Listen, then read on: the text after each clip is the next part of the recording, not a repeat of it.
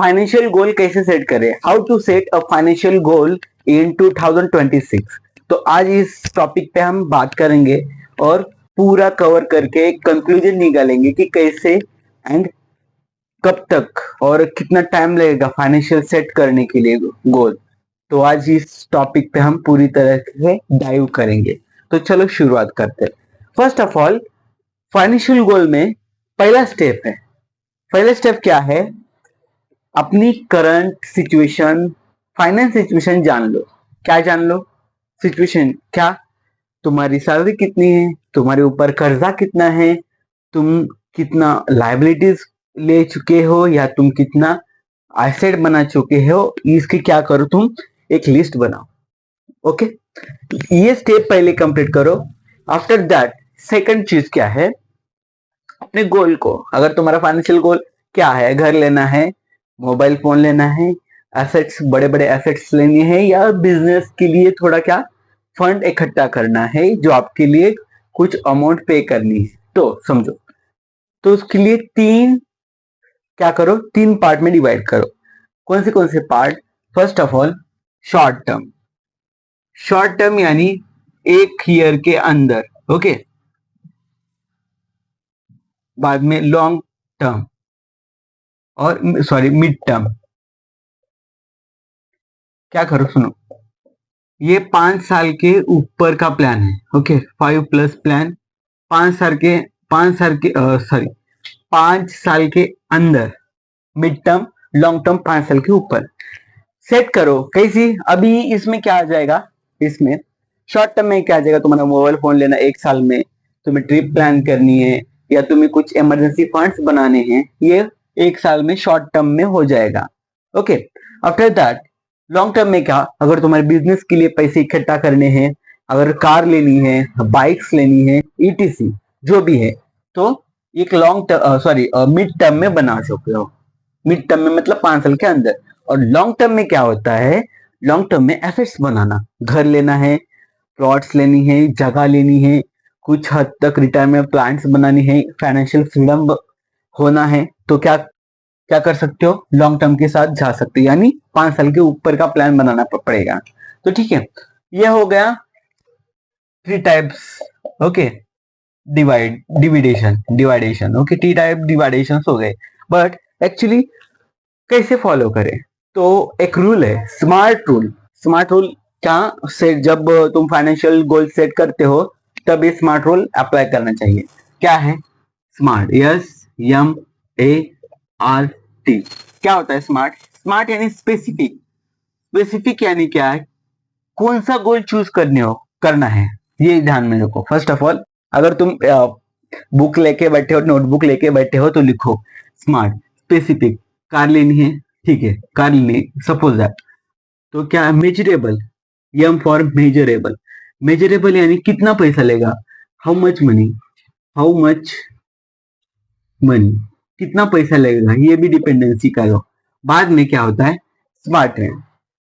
तो ये हो गया क्या? मेजरेबल हो गया। बाद में क्या आ जाएगा? एक अचीवेबल है, ठीक है, मैं कार ले सकता हूँ। कार लेने के लिए क्या चाहिए? मिड टर्म तक क्या चाहिए? प्लान चाहिए। मिड टर्म मतलब मिड टर्म सेट करने के लिए 5 साल के अंदर ले सकते हो कार, तो ठीक है, तो कार ले सकते हो। क्या ये सच में अचीवेबल है रियलिस्टिक में? यस, ये सोचो, अगर अचीवेबल है तो ही गोल बनाओ, अदरवाइज नहीं, ओके। अचीवेबल, रियलिस्टिक होना चाहिए, ओके। ये होने के बाद रिलेवेंट है क्या? रिलेवेंट है, यानी कि तुम्हारे गोल के हिसाब से तुम प्लान कर रहे हो, गोल कार लेना है, तो उस हिसाब से तुम कुछ बदलाव ला रहे हो तुम्हारे बीच या नहीं, ये भी जरूरी है। ये बदलाव लाना जरूरी होता है। तो लास्ट, टाइम बॉन्ड कितना है? कार लेनी है तो कहाँ मिड टर्म में आ सकते हो। टाइम बॉन्ड क्या हो सकता है? बिलो 5, मतलब 5 साल के नीचे, 5 साल के नीचे तक तुम ये वर्क कर सकते हो। ये है स्मार्ट रूल,